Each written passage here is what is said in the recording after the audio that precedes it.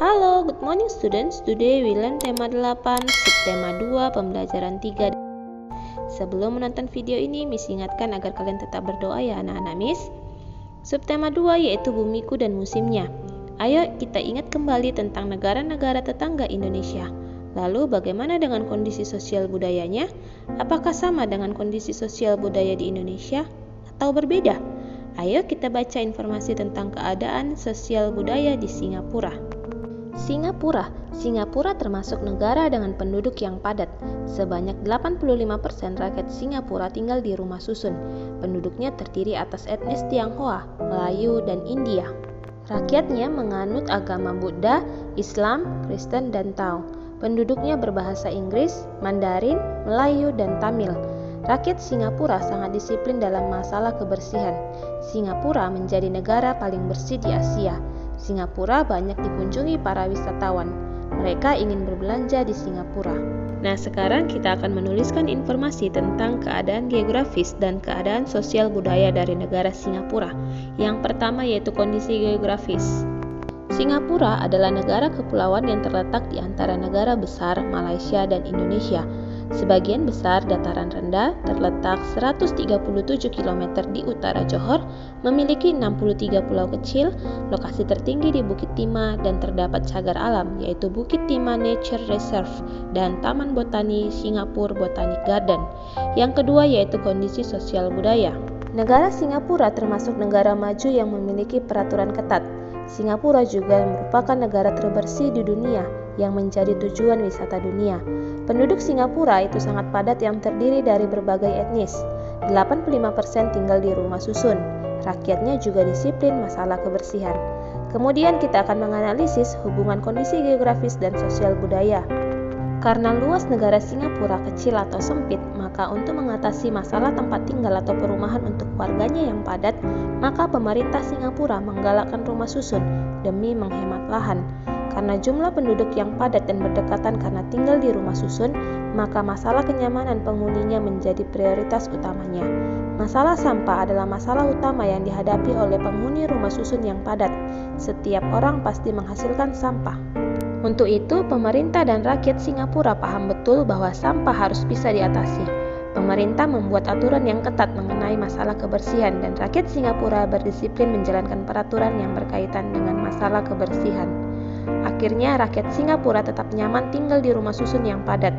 Pemerintah Singapura mampu melakukan efisiensi lahan Singapura yang sempit dan negara Singapura mendapat predikat negara terbersih di dunia. Nah, anak-anak Miss, setiap negara itu memiliki keunikan sosial budaya. Begitu juga dengan kondisi lingkungan alamnya. Meskipun memiliki lingkungan alam yang berbeda-beda, setiap negara pasti memiliki kepedulian yang sama terhadap kelestarian lingkungan hidupnya. Perhatikan infografis yang disajikan berikut ini.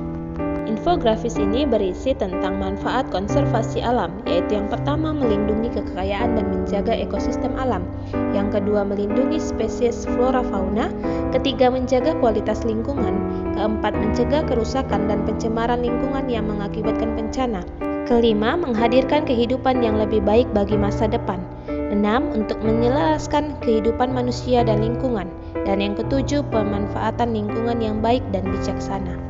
Dari infografis ini, kita akan membuat peta pikiran manfaat konservasi alam. Berikut ini, Miss sudah memberikan contoh peta pikiran dari manfaat konservasi alam. Kalian boleh perhatikan dengan baik-baik ya anak-anak Miss.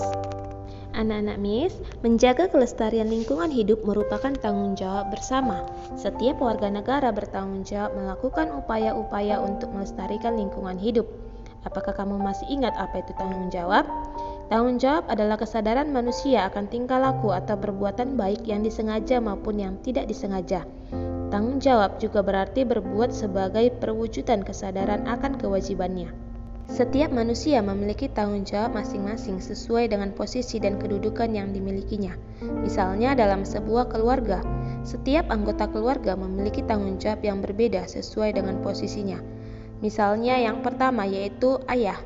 Ayah mempunyai tanggung jawab yang pertama menjadi pemimpin yang bijak lagi tegas dalam membina anggota keluarga dalam menaati aturan yang berlaku. Yang kedua, memberikan nafkah lahir dan batin terhadap keluarganya. Yang ketiga, menjadi pelindung keluarga. Keempat, menjadi teladan yang baik bagi anggota keluarga. Kelima, menjadi guru yang cakap bagi anggota keluarga. Enam, menjadi teman diskusi bagi anggota keluarga. Dan yang terakhir, menjadi penghibur bagi keluarga. Tanggung jawab seorang ibu yaitu menjadi pembina keluarga yang mampu membuat harmonis anggota keluarga, mematuhi segala kebijakan dan aturan yang ditetapkan suami selama tidak melanggar norma agama dan masyarakat.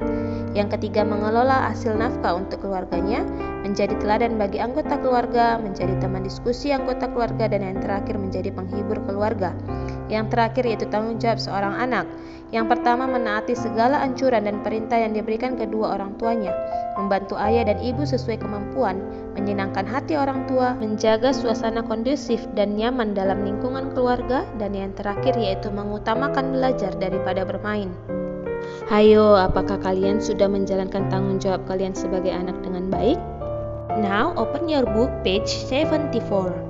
Upaya menjaga dan melestarikan lingkungan hidup merupakan tanggung jawab setiap warga masyarakat yang tinggal di lingkungan tersebut. Upaya ini dapat dimulai dari hal yang sederhana, yaitu membuang sampah pada tempatnya. Di bawah ini akan disajikan infografis tentang sampah di Jakarta. Bersama temanmu, cermatilah infografis tersebut, analisislah informasi yang kamu dapatkan dari infografis tersebut. Anak-anak Miss, infografis adalah bentuk visualisasi data yang menyampaikan informasi kompleks kepada pembaca agar lebih mudah dan lebih cepat dipahami secara keseluruhan. Nah, perhatikan, ini adalah infografis yang ada di buku kalian, buku tema 8 halaman 74. Nah, sekarang kita akan secara bersama-sama mencari informasi dari infografis Sampah Jakarta. Informasi dari infografis yang kita peroleh yang pertama yaitu produksi sampah tiap hari adalah 6.270 ton. Ini setara dengan berat badan 25 ekor paus biru besar.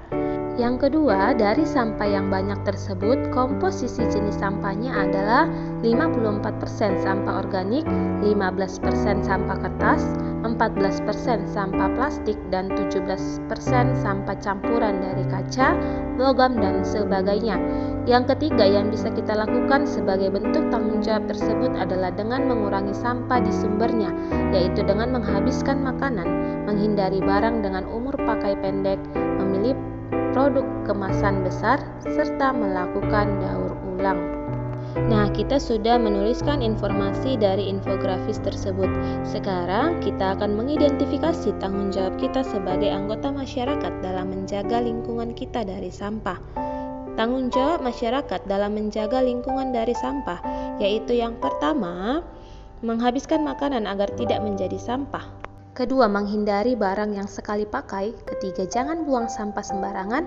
Keempat, memilih produk ukuran besar. Kelima, pisahkan sampah berdasarkan jenis. Dan keenam, melakukan daur ulang.